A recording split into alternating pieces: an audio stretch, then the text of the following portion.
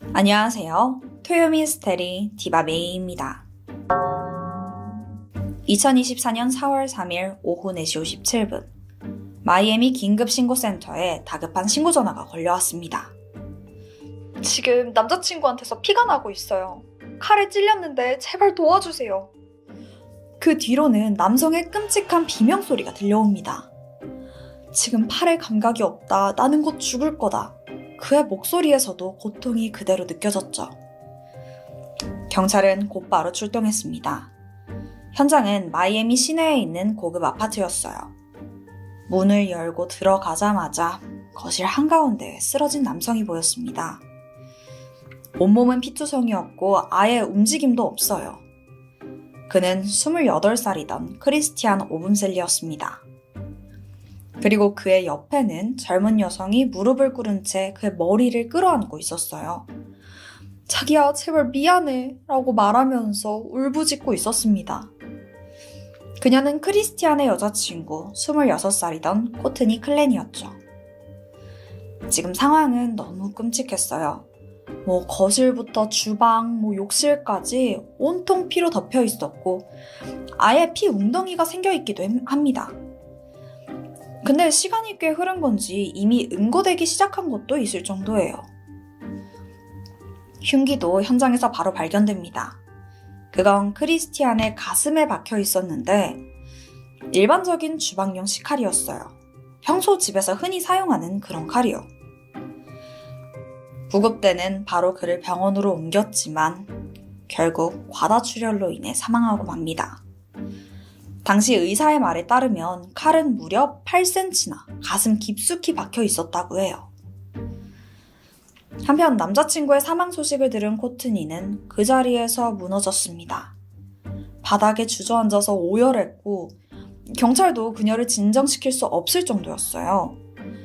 이 모습만 보면 정말 사랑했던 사람을 잃은 것처럼 보였습니다. 코트니를 간신히 진정시킨 경찰은 그녀에게 당시 상황에 대해 진술을 받았습니다. 그녀가 말한 사건의 경위는 이랬는데요. 원래 이 커플은 서로 위치를 확인할 수 있는 앱을 사용하고 있었어요. 근데 사건 당일 남자친구인 크리스티안이 아무 말도 없이 그 위치 추적을 꺼버린 겁니다. 이걸 확인한 순간 코트니는 분노했죠. 아니 왜 말 안 하고 이걸 껐냐? 라고 따져묻기 시작했고 둘 사이에선 격렬한 말다툼이 오갔습니다. 이 다음 상황이 문제였어요. 그녀의 말에 따르면 크리스티안은 화를 참지 못하고 자신을 바닥으로 밀쳤대요. 그리고 목을 조르기 시작했다고 합니다. 당시 코트니는 극심한 공포에 휩싸였고 이대로 가만히 있으면 정말 죽을 수도 있겠다라는 생각이 들었어요. 그래서 필사적으로 몸을 일으켜서 주방 쪽으로 도망쳤습니다. 그 후에 식칼을 하나 집어들었고 다가오지 말라고 남자친구를 향해 소리쳤죠. 하지만 그는 이미 이성을 잃은 상태였어요. 여자친구의 말은 전혀 들리지 않았죠. 겁에 질린 코트니는 다가오는 크리스티안을 향해 칼을 던지고 말았습니다. 그리고 정신을 차리고 보니까 크리스티안이 가슴에 칼이 꽂힌 채 피를 흘리며 쓰러져 있었다고 진술했죠. 이것만 놓고 보면 누가 들어도 정당방위처럼 들리죠. 경찰 역시 데이트 폭력 끝에 벌어진 비극이라고 봤고 코트니는 단 이틀 만에 풀려납니다. 아무런 구속 조치 없이 아예 자유의 몸이 돼요.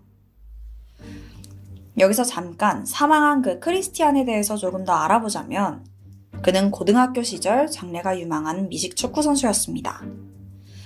하지만 졸업 후에는 아예 진로를 바꾸게 되는데요. 암호화폐 투자로 큰 성공을 거두게 되면서 젊은 나이에 꽤 많은 돈을 벌게 돼요. 그 후에는 아예 투자자로서 일을 했죠. 동시에 여자친구인 코트니의 매니저 역할도 맡고 있었습니다. 그렇다면 코트니는 어떤 삶을 살아왔을까요? 그녀는 부유한 가정에서 태어났습니다.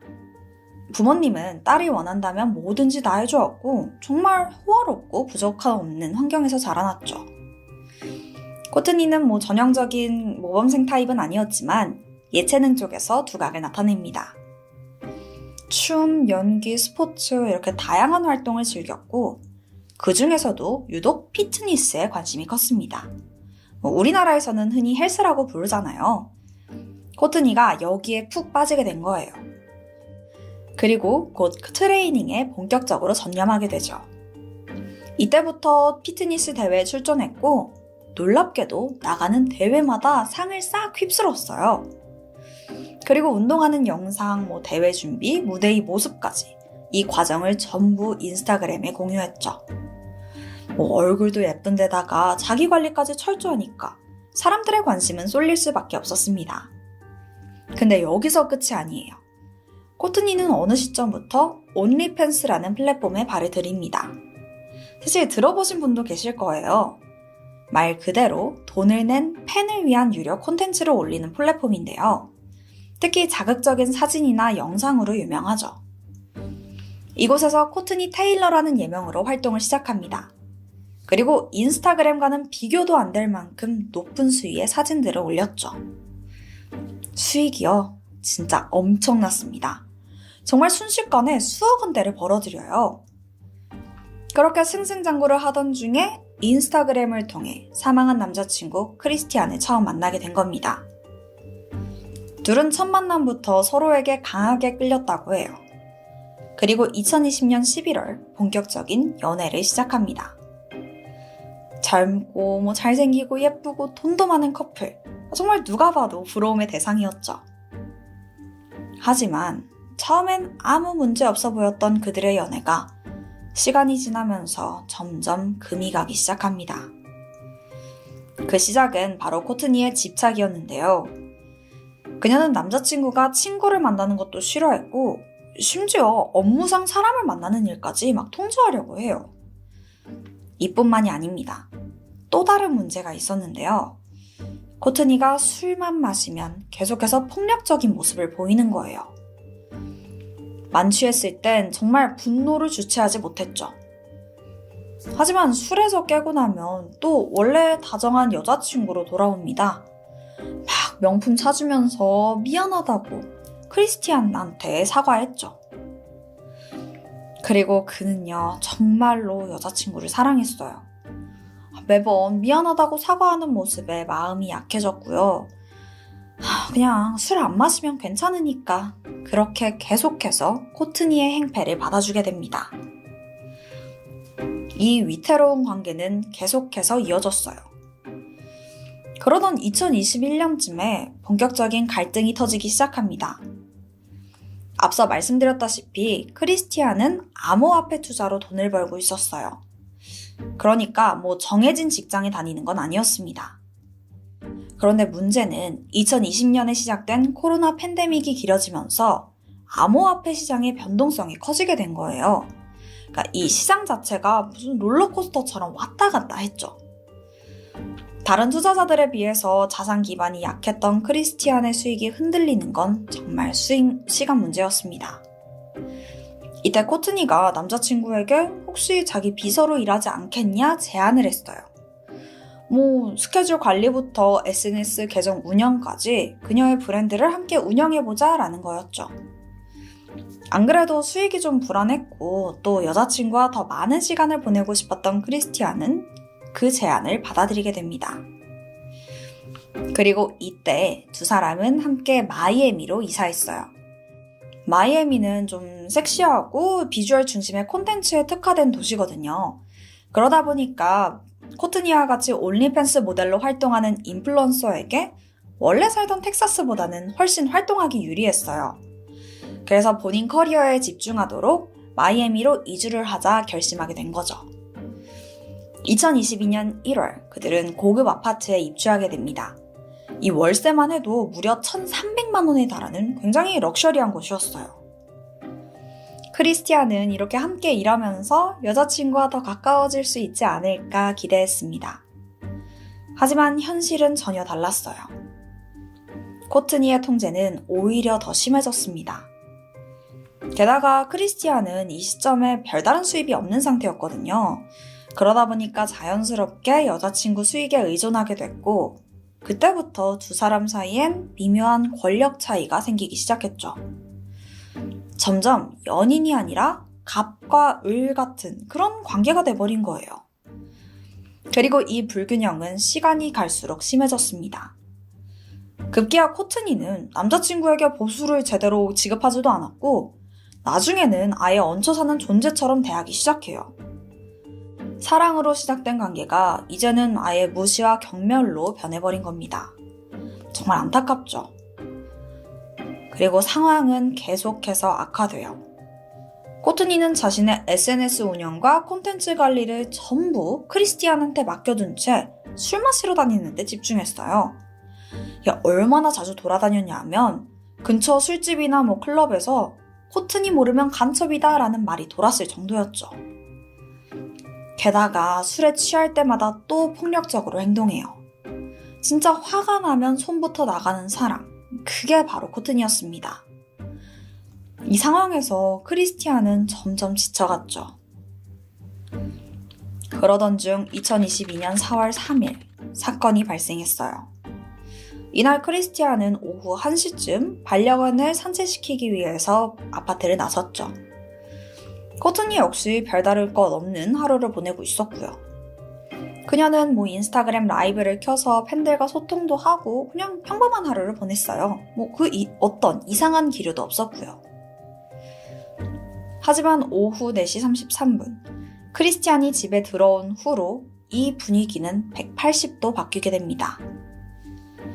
정확히 24분 후인 4시 57분 마이애미 긴급센터에 다급한 신고 전화가 걸려온 거예요.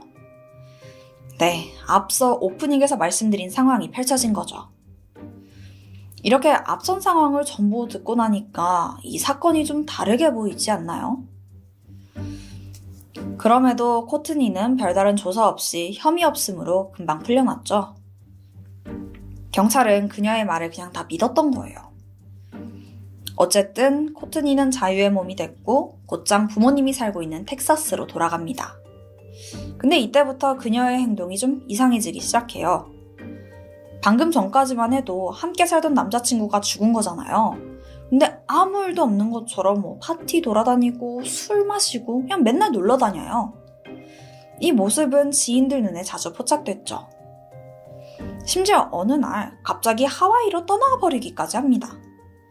PTSD 치료를 받겠다면서 재활시설에 들어갔다고는 했지만 사실 주변 사람들이 보기엔 그냥 호화 휴가를 간 것처럼 보였다고 해요. 한편 이 시기에 크리스티안의 가족들은 조용히 법적 대응을 준비하고 있었습니다. 변호사를 선임했고 법의학자, 심리분석가 등 전문가에게 조언을 받으면서 하나하나 증거를 수집해 나갔죠. 그리고 사건 발생 약 4개월 후인 2022년 8월, 코트니는 2급 살인 혐의로 정식 체포됩니다. 이제부터 본격적인 법정 싸움이 시작되죠. 크리스티안의 가족들은 처음부터 일관되게 코트니가 데이트 폭력의 피해자가 아니라 오히려 가해자였다라고 주장합니다. 그리고 아들이 오랫동안 여자친구에게 학대를 당해왔다는 말도 덧붙였죠.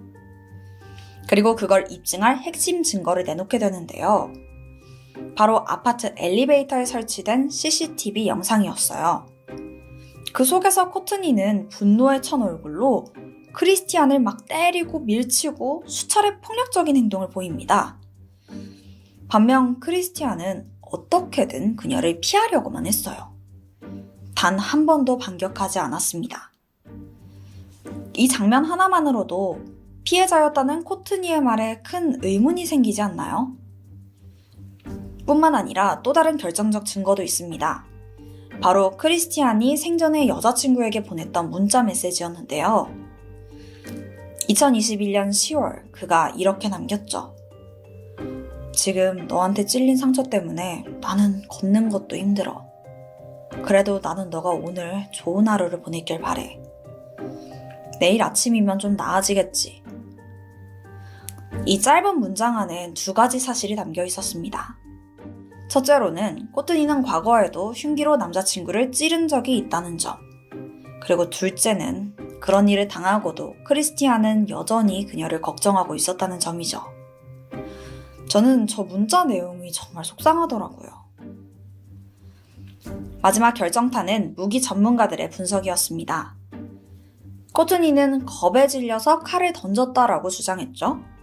하지만 사건 당시 그녀와 크리스티안의 거리는 무려 3m였습니다. 근데 이렇게만 말하면 좀 와닿지 않을 수도 있는데요. 이게 일반인이 그 거리에서 칼을 던졌을 때 피부에 스치기만 해도 대단한 수준의 거리라고 해요. 그러니까 아무리 세게 던져도 상처를 내기조차 힘든 거리인 거죠. 그런데 크리스티안의 가슴에 무려 칼이 8cm 깊이로 박혀 있었어요. 그러니까 던졌다는 코트니의 진술과는 전혀 맞지 않죠. 더 이상한 건 칼이 박힌 방향입니다. 부검 결과 칼은 아래에서 위로 깊숙이 찔린 상태였어요. 그러니까 이게 무슨 뜻이냐면 누군가 칼을 손에 쥔 채 가까이 다가가서 아래에서 위로 찌를 때 나오는 흔적이라는 겁니다. 근데 코트니는 칼을 던졌다고 주장했잖아요. 만약 정말로 던졌다면 칼은 사람 쪽으로 포물선을 그리며 날아가야 합니다. 그럴 경우엔 칼이 위에서 아래로 내려 꽂히는 방향으로 들어가야 정상이에요. 즉, 박힌 각도 자체에도 던졌다라는 말과 전혀 맞지 않는다는 거죠. 오히려 직접 다가가서 찔렀다라는 정황을 강하게 뒷받침하고 있어요. 게다가 그녀의 과거 행적도 논란이 됐습니다. 전 남자친구였던 보디빌더에게도 폭력을 휘둘러서 얼굴에 골절상을 입힌 전력이 있었고, 그녀는 흑인 남성과만 교제하면서 인종차별적인 욕설을 항상 서슴지 않았다는 증언도 나왔죠. 자, 그럼 코트니 측은 뭐라고 했을까요? 일단 CCTV 영상에 대해서는 그냥 엘리베이터에 타지 못하게 막으려고 했던 것뿐이다 라고 주장했습니다. 자기가 크리스티안한테 이별을 통보했지만 그가 이걸 받아들이지 못하고 나를 스토킹했다라는 게 코트니의 입장이었어요. 그녀의 가족들도 우리 딸이 진짜로 사람을 죽일 마음이었으면 911에 직접 전화했을 리 없다. 이건 살리려던 행동이었다라고 진술합니다. 이렇게만 들으면 그럴싸하죠. 근데 여기에 이상한 점이 있습니다. 코트니가 911에 전화를 건 건 크리스티안이 쓰러지고 무려 13분이 지난 후였어요. 앞서 말했듯이 경찰이 도착했을 땐 이미 피가 응고됐을 정도로 시간이 꽤 많이 흐른 상태였고요. 그럼 그 13분 동안 코트니는 대체 뭘 하고 있던 걸까요? 그때 그녀는 자신의 아버지와 통화를 하고 있었어요. 만약 그 통화하는 13분 동안 바로 911에 신고만 했더라도 크리스티안은 살 수 있었을지도 모릅니다. 이런 정황들과 증거들은 결국 수사당국의 판단을 바꾸게 만들었고, 이 사건은 단순한 정당방위가 아니라 계획성 있는 범죄로 다뤄지게 됐죠. 현재 코트니는 보석 없이 구금된 상태입니다. 재판은 아직도 진행 중이고 정확한 일정은 정해지지 않았어요. 하지만 지금까지 나온 증거와 정황을 보면 그녀에게 불리한 쪽으로 기울고 있는 건 분명합니다. 과연 코트니는 억울하게 누명을 쓴 희생자였을까요? 아니면 사랑이라는 이름 뒤에 숨어서 폭력을 저질렀던 가해자였을까요? 사실 전 이미 답은 나왔다고 생각합니다. 이제 남은 건 법정의 판단뿐이겠죠. 그녀가 진실 앞에서 솔직해지길 바랍니다. 지금까지 토요미스테리 디바베이였습니다. 안녕하세요. 토요미스테리 디바베이입니다. 사실 인생에서 친구만큼 중요한 건 없잖아요. 특히 제 인생을 바꿔준 그런 친구라면 더욱더 소중하겠죠. 오늘 사건은 너무나 절친했던 친구들 사이에서 벌어진 끔찍한 사건입니다. 저 진짜 이 사건 보고 제 친구들한테 고마운 마음까지 들었다니까요. 어떤 스토리인지 지금 바로 시작해볼게요. 2003년 7월 18일 미국 텍사스인데 이날 저녁 한 6시쯤 애들이 한 집 앞에 막 옹기종기 모여있더라고. 알고 보니까 티파니라고 동네 인싸 친구 있거든. 얘랑 또 가장 친한 친구가 레이첼인데 얘네 둘이서 티파니 집에서 같이 파티하기로 했던 거야. 뭐 파티라고 해봤자 엄청나게 거창한 건 아니고 그냥 밥 먹고 TV 보고 하면서 같이 놀자 했던 거지. 근데 이 파티 전에 뭐 이것저것 준비할 거 많잖아. 그래서 레이첼, 티파니랑 또 티파니 남자친구 그리고 그 친척형 D까지 넷이서 다 같이 파티 때 먹을 거랑 뭐 해가지고 미리 차려서 애들 기다리면서 집에서 같이 놀고 있기로 했던 거야. 그래서 애들이 이렇게 시간 맞춰서 도착했으니까 똑똑 노크하고 문 열어주길 기다렸지. 근데 한참이 지나도 아무도 안 나오는 거야. 엥? 무심코 손잡이를 이렇게 돌렸는데 문이 열리더라고. 친구들은 얘네 그 파티 준비 때문에 좀 정신없나 보다 이러고 그냥 들어가게 돼. 근데 집안에 애들이 보이질 않더라고. 뭐야, 얘네 어딨지? 근데 거실 쪽에서 뭐 TV 보는 소리가 들려서 조심스럽게 다가가 보는데 소파에 애들이 그냥 이렇게 앉아 있더라고. 야, 너 뭐해? 하면서 다가가는데 자세히 보니까 애들이 피범벅이야. 근데 이게 어느 정도였냐 하면 소파 밑에 피웅덩이가 생길 정도더라고.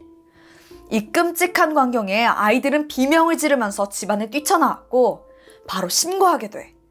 경찰이 출동해서 현장을 보니까 아이들은 소파에 앉아서 사망해 있었어. 근데 3명밖에 없는 거야. 이렇게 보니까 레이첼은 소파 뒤 바닥에 쓰러져 있더라고. 이 아이들은 모두 총에 맞아서 사망했어. 하지만 레이첼의 사인만 달랐지. 그녀는 머리에 둔기로 맞은 흔적이 발견됐는데 이게 최종 사인이었어. 그녀의 손에는 전화기가 들려 있었는데 911까지만 눌려 있더라고. 아무래도 911에 신고하려다가 범인에게 들켜서 살해당한 걸로 보였어. 그리고 좀 특이한 부분이 하나 더 발견되는데 레이첼과 티파니, 그러니까 여자애들만 음부와 아랫배 쪽에 총 쏘는 적이 막 집중돼 있는 거야. 경찰은 이런 정황을 미뤄봐서 치정에 의한 살인으로 추정했었대. 아무래도 이 총을 쏜 부분이나 현장 상태가 원한이 아니면 이렇게까지 잔인할 수가 없다고 판단했던 거지. 그래서 주변 친구들한테 혹시 얘네한테 원한을 가질 사람이 있냐라고 물어봤는데 다들 반응이 똑같아. 절대 그럴 리가 없다고 하는 거야. 둘 다 그냥 착하고 인기도 많고 그냥 다들 좋아했었대. 그러면은 치정살인이 아닌가? 그래서 피해자들에 대해서 조금 더 알아보니까 티파니의 남자친구 마르커스가 예전에 마약을 판 적이 있대. 그래서 이 마약 관련해서 깽단이 연루된 건가 했지? 근데 또 마르커스는 마약에서 손 뗀 지 오래됐더라고. 당최 용의자가 추려지지 않는 거야. 그때 중요한 증언 하나가 나오는데 이웃 중에 한 사람이 이 집 앞을 서성거리는 수상한 사람을 봤다는 거야. 검은 옷을 입은 남자 여자가 이렇게 티파니 집 근처에서 이렇게 서성서성 거렸던 거지. 그래서 이웃의 증언을 토대로 몽타주까지 제작해서 배포했지만 큰 성과는 없었어. 그렇게 사건은 해결되지 못한 채 시간만 흐르게 돼. 사실 티파니하고 레이첼이랑 친했던 친구가 한 명 더 있었거든. 그녀는 바로 크리스틴 파올레라. 사실 최근에 남자친구 생기면서 애들하고 자주 만나지 못했었어. 그래서 그 자리에 없었던 거고. 근데 제일 친한 친구들이 이렇게 끔찍하게 살해됐다고 하니까 엄청난 충격을 받아서 며칠 동안 방에 틀어박혀서 밥도 못 먹고 맨날 울고 그랬었대. 사실 크리스티나한테 레이첼과 티파니는 친구 그 이상의 존재였거든. 그녀의 어린 시절은 순탄하지 않았어. 정확히 말하면 우울했지. 크리스틴이 2살이 되던 해에 아버지가 갑자기 돌아가셨는데 어머니는 이 충격을 벗어나지 못했고 이때부터 마약에 손을 대기 시작했던 거야. 이게 상태가 너무 안 좋아지니까 도저히 애를 돌볼 상황이 아니잖아. 결국 크리스틴은 이때부터 할머니, 할아버지 손에 자라게 돼. 그런데 한 7살쯤 갑자기 막 머리가 빠지는 거야. 근데 이게 머리에서 끝나질 않고 속눈썹이랑 막 눈썹까지 다 빠지더라고. 알고 보니까 자가 면역 질환 때문에 탈모가 온 거였어. 심지어 이 속눈썹이 계속 빠지면서 눈을 찌르게 됐는데 이것 때문에 시력이 엄청 안 좋아졌었대.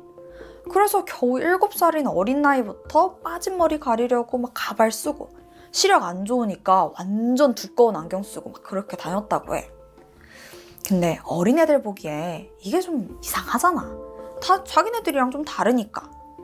막 크리스틴 따돌리고 가발 벗기면서 놀리고 엄청 괴롭히는 거야.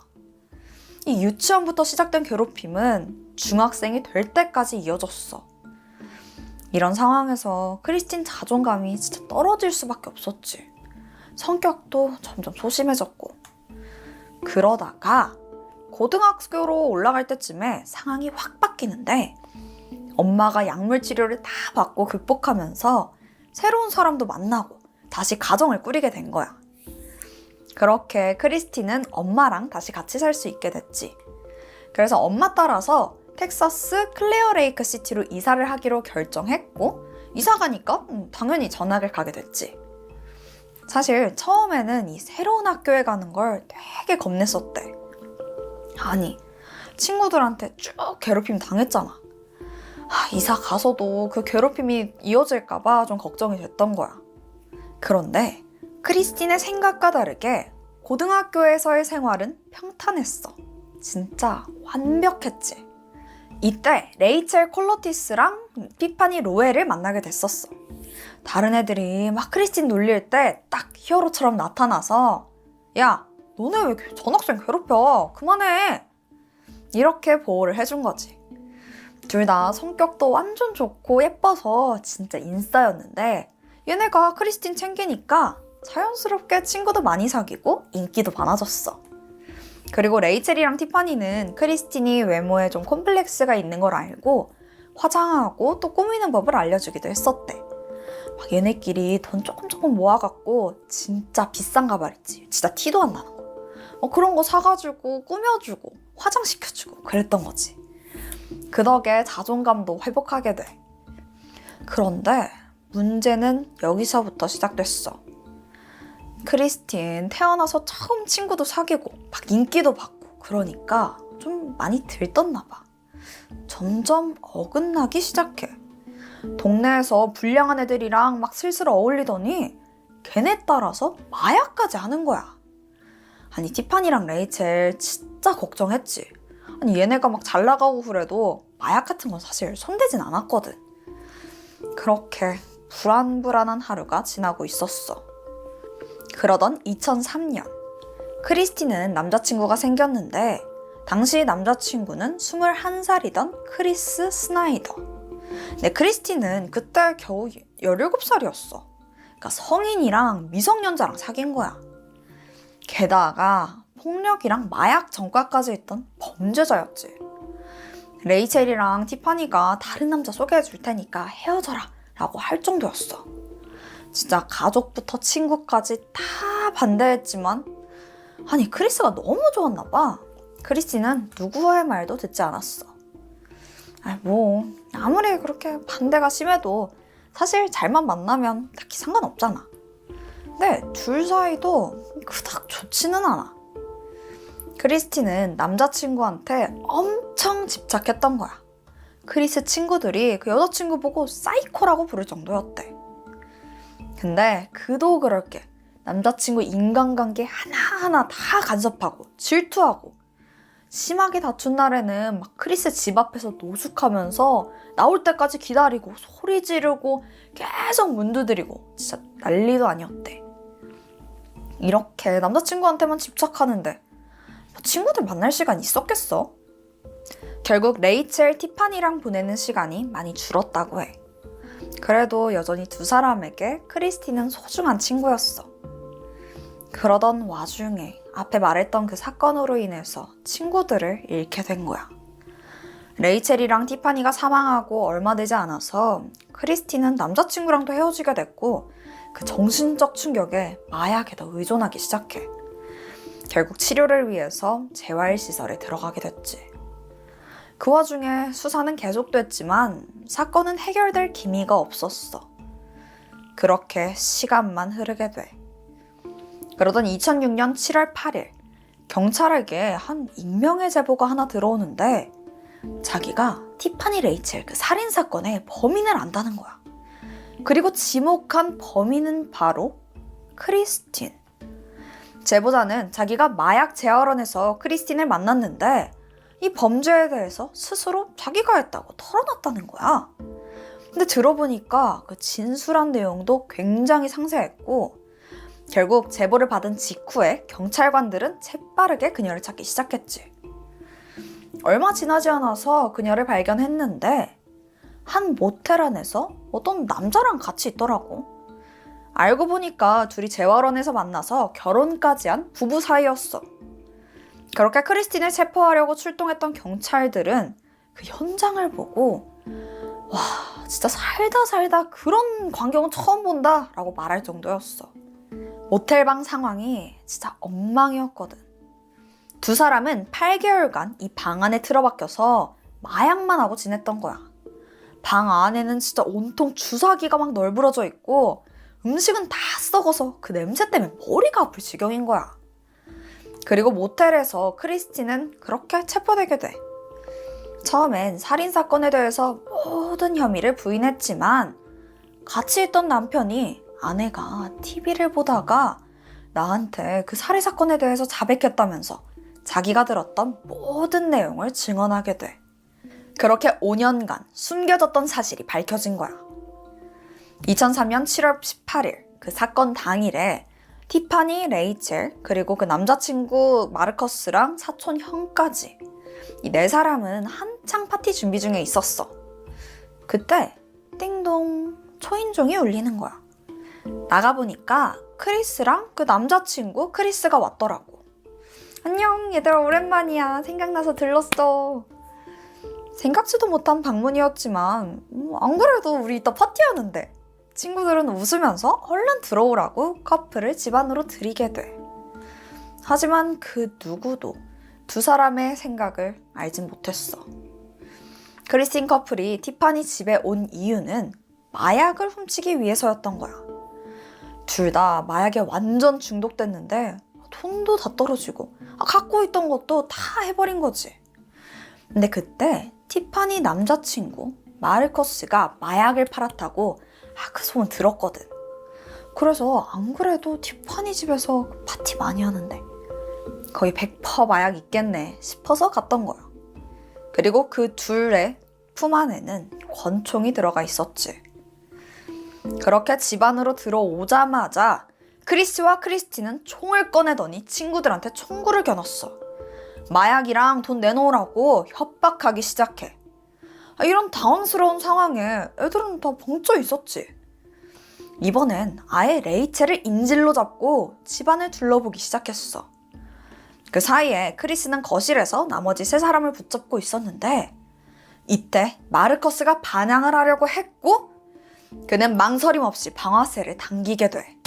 그렇게 마르커스는 바로 사망하고 말아. 그 후에는 바로 옆에 있던 티파니와 친척형 D까지 그냥 바로 죽여버리는 거야. 그 소리를 듣자마자 크리스티는 레이첼을 총으로 쏘기 시작해. 아니 이게 뭐야? 너무 갑작스럽잖아. 그냥 이렇게 갑자기 친구들 죽인다고? 아니 이렇게 인생을 구원해준 친구들을 그냥 이렇게 살해하고 만 거야. 그리고 그 둘은 집을 그 상태로 떠났어. 그런데 집으로 돌아가던 도중에 크리스티는 이 네 사람이 다 확실히 사망했는지 확인하지 못했다는 생각이 든 거야. 그래서 다시 티파니의 집으로 오게 되는데 레이첼이 이때 살아있던 거지. 총에 11번이나 맞았지만 간신히 정신 차리고 신고 전화 걸려고 필사적으로 바닥을 기어가고 있던 거야. 그리고 휴대폰으로 911을 누르려던 그 순간 크리스틴한테 발각됐고 레이첼에게 또다시 총을 쏘기 시작해. 하지만 총알은 떨어졌고 그대로 달려들어서 총으로 머리를 막 내려치기 시작했던 거야. 그렇게 그 충격으로 그녀는 사망했지. 크리스틴은 두 친구가 자기 남자친구를 좋아해서 자기 보고 헤어지라고 했다고 생각했어. 그래서 그렇게 성기 부분에 수차례 총을 쐈던 거야. 그 수많은 총상이 남아있던 레이첼과 티파니의 시신과 달리 그 남성들, 그러니까 남자친구랑 친척형 D는 치명상을 제외한 특별한 총상이 발견되진 않았다고 해. 친구들을 향한 질투심과 열등감을 이렇게 표현한 거지. 네 사람의 사망을 확인한 크리스티는 화장실로 가서 담담히 손 씻고 바로 일하던 곳으로 출근했대. 그리고 그냥 평소 같은 하루를 보냈다고 해. 사건 직후 티파니의 집을 서성거리던 크리스틴과 크리스를 목격했던 증언으로 그 몽타주가 제작되기도 했지만 10대 소녀가 이 잔혹한 범행의 범인일 거라고 생각도 못해서 아예 조사조차 이뤄지지 않았던 거야. 어쨌든 한 명은 체포된 거잖아. 경찰은 곧바로 크리스를 추적했는데 이 사실을 알게 된 크리스는 두려움에 극단적인 선택을 하게 돼. 근데 크리스틴 얘가 진짜 얌생인 게 전남친 상한 소식 듣자마자 이 모든 걸 크리스 책임으로 다 돌리더라고. 자기는 그냥 가스라이팅 당해서 소중한 친구를 죽이게 됐다 이러면서 피해자 코스프레 하는 거야. 재판 내내 자기는 억울하다고, 마약에 취해서 나는 심신미약 상태였다 이렇게 변명하더라고. 크리스티는 자기 행동에 대해서 뭔가를 후회한다거나 죄책감을 느끼는 것 같지 않았고 오히려 유족들 앞에서 당당하기까지 해. 이 기나긴 재판 끝에 크리스티는 4건의 살인에 대한 유죄 판결을 받게 돼. 하지만 당시에 17살 학생이었잖아. 그 덕에 간신히 사형은 면했지만 40년간 가석방 없는 종신형을 선고받고 현재는 텍사스주의 교도소에 수감되어 있다고 해. 그리고 또 슬픈 스토리가 하나 있는데 사건 현장에서 레이첼의 피 묻은 핸드백이 발견되는데 그 안에 크리스틴 사진이 들어있었다고 해. 그리고 그 사진 뒷면에는 크리스틴이 친구 레이첼에게 쓴 편지가 있었지. 레이첼, 우리의 멋진 추억의 사진이야. 항상 서로를 위해서 곁에 있자. 사랑해. 우리의 특별한 우정은 절대 잊지 못할 거야. 평생 함께 하자던 사랑하는 친구가 자신을 살해할 거라곤 생각하지도 못한 채 그들은 그렇게 눈을 감고 만 거야. 지옥 같던 괴롭힘에서 꺼내준 레이첼과 티파니는 크리스틴으로 인해서 모든 것을 잃게 됐어. 마약과 질투심에 미쳐서 자신의 삶을 바꿔준 친구들을 잔인하게 살해한 그녀는 평생 감옥에서 살게 될 거야. 안타깝게 세상을 떠난 티파니와 레이첼, 그리고 마르커스와 디의 명복을 빌고 싶어. 오늘 내가 준비한 스토리는 여기까지야. 그럼 나는 새로운 사건으로 다시 돌아올게. 지금까지 토요 미스테리 디바메이였습니다.